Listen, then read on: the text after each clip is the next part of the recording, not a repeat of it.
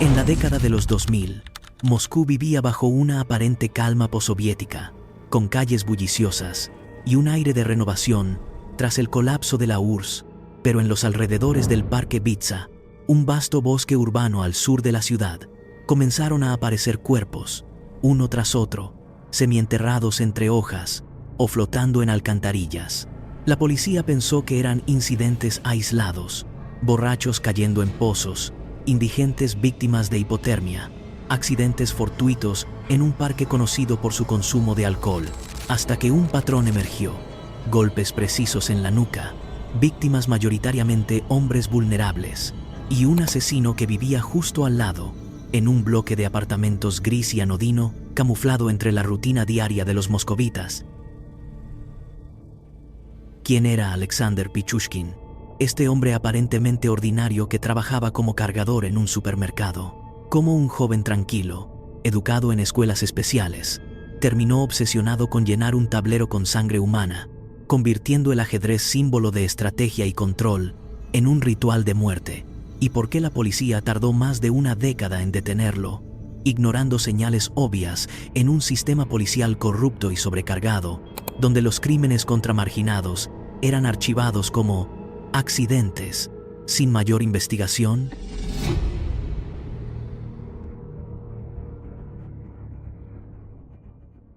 Alexander Yurjevich Pichushkin nació el 9 de abril de 1974 en el Hospital número 23 de Moscú, en pleno régimen de Leonid Brezhnev, cuando la Unión Soviética aún proyectaba una imagen de orden monolítico sobre un país que se desmoronaba por dentro.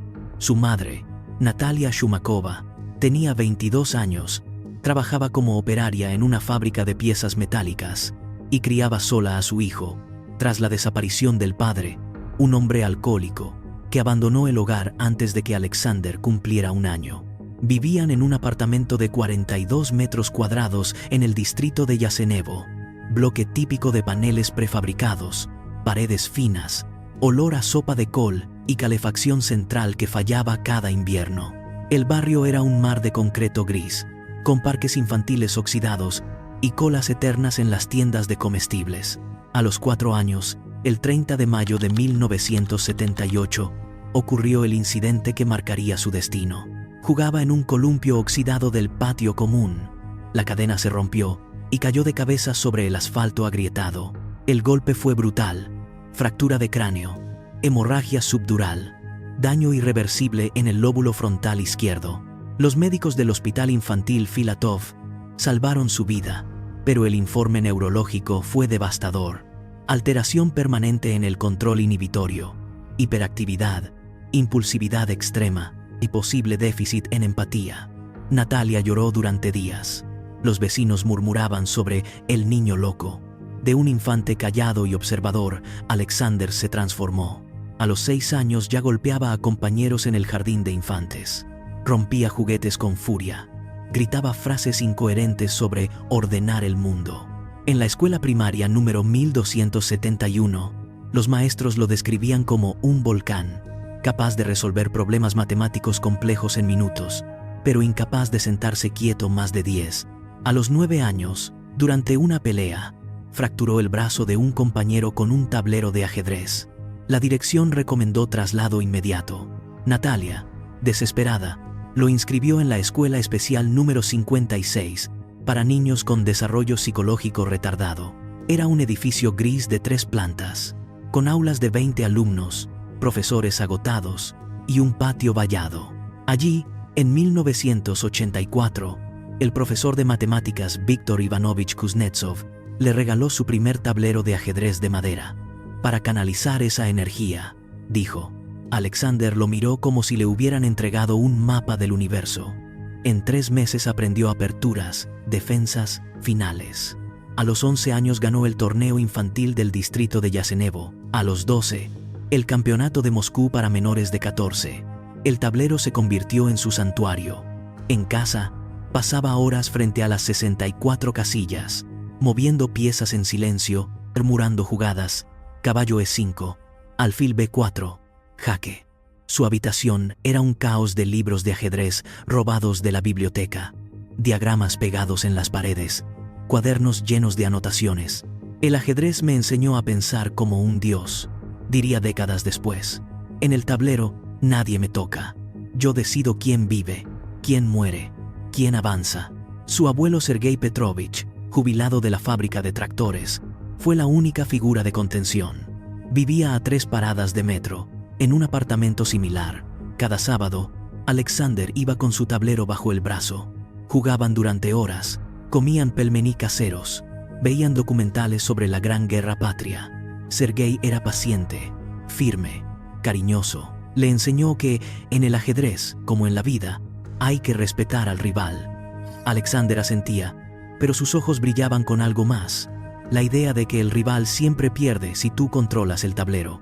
En 1991, con 17 años, Alexander dejó la escuela especial sin título. Trabajó como repartidor de periódicos, luego como cargador en un mercado. Bebía vodka barato con compañeros, pero siempre volvía al tablero. En 1992, mató por primera vez. En 2001, Sergei murió de un infarto. Alexander, de 27 años, quedó solo con su madre y su obsesión. El frágil equilibrio se rompió. El ajedrez dejó de ser un juego, se convirtió en un plano para la realidad. Si podía sacrificar un peón para ganar la partida, ¿por qué no sacrificar una vida para llenar una casilla? El Parque Bitsa, a 15 minutos caminando, se convirtió en su nuevo tablero. El primer asesinato fue el 27 de julio de 1992. Mikhail Odichuk, 18 años, compañero de la escuela especial, aceptó la invitación de Alexander para jugar ajedrez y tomar vodka en un parque abandonado cerca del río Moskva. Llegaron al atardecer, montaron el tablero sobre una caja de madera, bebieron medio litro de vodka Stolichnaya. Mikhail ganó la primera partida. Alexander sonrió. «Juguemos otra», dijo. Caminaron hacia un pozo séptico abandonado, cubierto de maleza. Alexander llevaba un martillo escondido en la mochila. Golpeó una vez en la nuca. Mikhail cayó de rodillas, aturdido. Alexander lo empujó al pozo. Escuchó los gritos ahogados, el chapoteo, el silencio. Regresó a casa, lavó el martillo, anotó en un cuaderno: Casilla 1, MO, 27 julio. La policía clasificó el caso como suicidio por intoxicación alcohólica. Nadie investigó. Durante los siguientes 9 años, Alexander mató esporádicamente. Un vagabundo en 1995, un compañero de trabajo en 1998.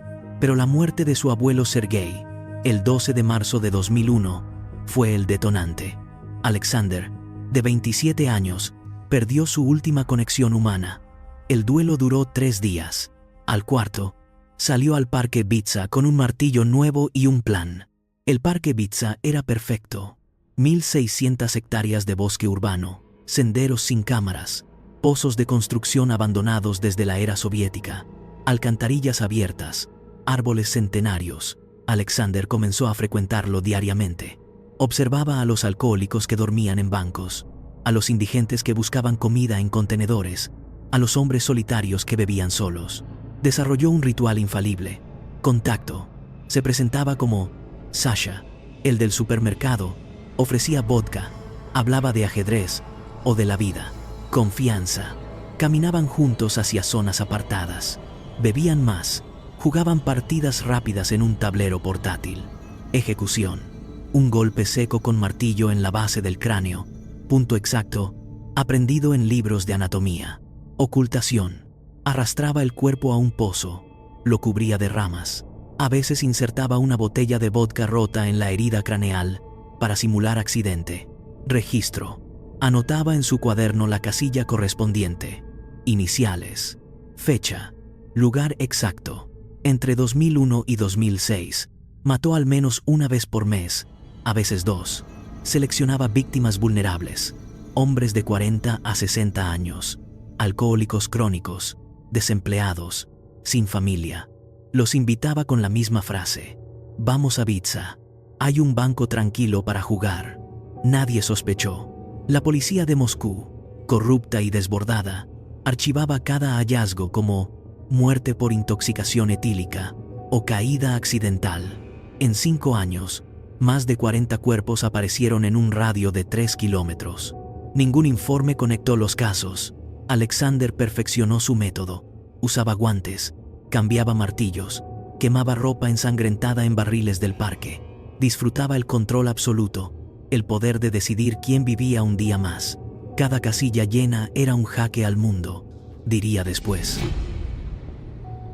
Si te interesa descubrir más casos reales que inspiraron las películas más oscuras del cine, suscríbete a Criminal True. Tu apoyo nos ayuda a seguir investigando, narrando y creando nuevo contenido como este, con el respeto y el detalle que cada historia merece. Sigamos. Cuando fue detenido el 16 de junio de 2006, Alexander Pichushkin llevó a los investigadores a su apartamento, abrió un cajón y sacó un tablero de ajedrez desgastado, con 64 casillas numeradas a mano.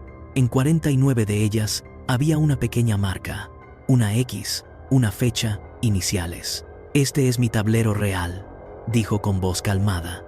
«Mi objetivo era llenar las 64 casillas, una víctima por cada una.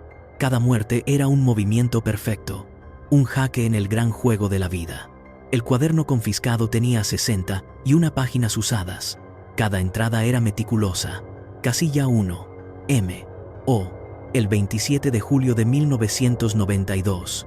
Pozo séptico Río Moskva. Casilla 49, B. P. El 1 de junio de 2006. Pozo construcción sector 7. Insistía en que había matado a 61 personas, aunque solo 49 fueron confirmadas por ADN. Cuerpos o testigos. Faltaban 3 para completar el tablero, repetía. Algunas casillas tenían monedas incrustadas con pegamentos, símbolos de pago por el control. Otras tenían números garabateados, 4 para 4 golpes, 1 para un solo martillazo letal. En los interrogatorios, habló durante horas, sin mostrar emoción. Quería ser el mejor asesino de Rusia. Superar a Chikatilo, que solo llegó a 53. Yo iba a llegar a 64. Sería la partida perfecta. El ajedrez era su religión, la muerte, su estrategia, las víctimas, peones prescindibles. Él, el rey intocable, llevaba el tablero a todas partes, incluso al parque. Jugaba partidas mentales mientras acechaba. En el tablero de la vida solo puede quedar uno, dijo.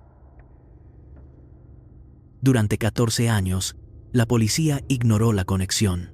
Más de 50 cuerpos en Vitsa, todos con traumatismos craneales idénticos, todos en pozos, todos con altos niveles de alcohol. Los informes decían: accidente, caso cerrado.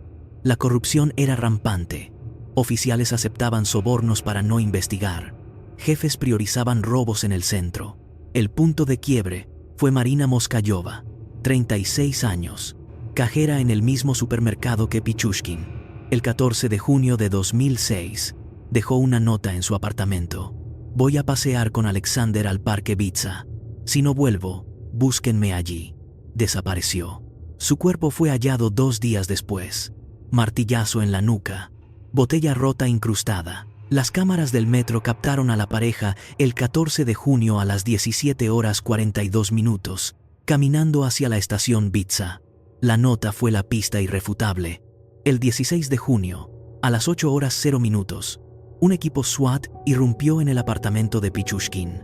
Abrió la puerta en pijama, calmado. «Ya era hora», dijo. En la comisaría, confesó todo en 6 horas. Describió cada asesinato con precisión quirúrgica. Dibujó mapas de Vitsa, señaló pozos. Un asesino es como un dios. Decide quién vive y quién muere. Yo era el rey en mi tablero. Los investigadores hallaron 3 martillos con sangre seca, el cuaderno con 61 entradas, el tablero numerado, ropa con ADN de 10 víctimas. La búsqueda en Vitsa recuperó 12 cuerpos más. El caso explotó en los medios. El maníaco del ajedrez.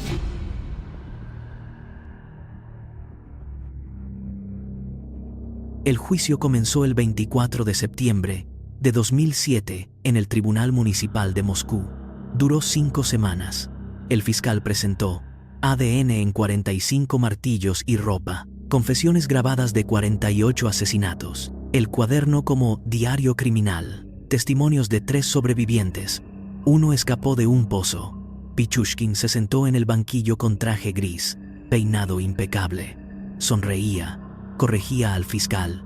No fue el pozo 7, fue el 8. Bromeaba. Ese peón se movió mal. El 24 de octubre, el juez leyó la sentencia. Cadena perpetua en régimen de aislamiento, sin posibilidad de apelación. Pichushkin asintió.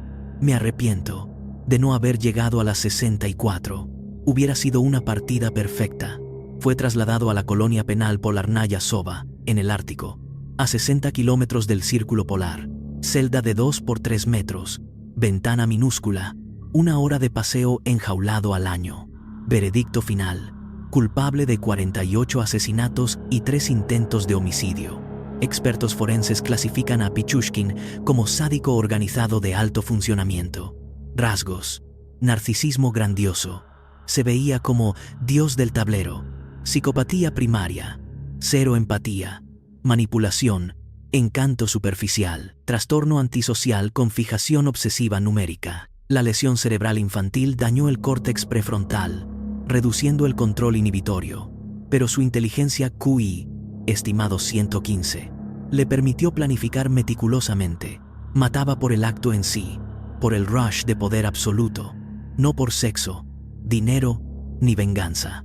Comparado con Andrei Chikatilo, 53 víctimas, impulsivo, sexual, Pichushkin era intelectualizado. La muerte era estrategia, no caos. El ajedrez simbolizaba su delirio. Víctimas igual a peones, él igual a rey. Factores sociales. Rusia postsoviética, 2001-2006. Tenía tasas de alcoholismo del 25%, millones de marginados, policía corrupta. Los crímenes contra indigentes eran invisibles. Pichushkin explotó esta indiferencia. Análisis modernos. Resonancias magnéticas muestran atrofia frontal bilateral. Informes psiquiátricos. Depredador evolutivo, adaptado a la apatía social. Sin tratamiento, la lesión más trauma, más obsesión igual a asesino en serie. En Polarnaya Sova, juega ajedrez mentalmente. Aún cuenta casillas.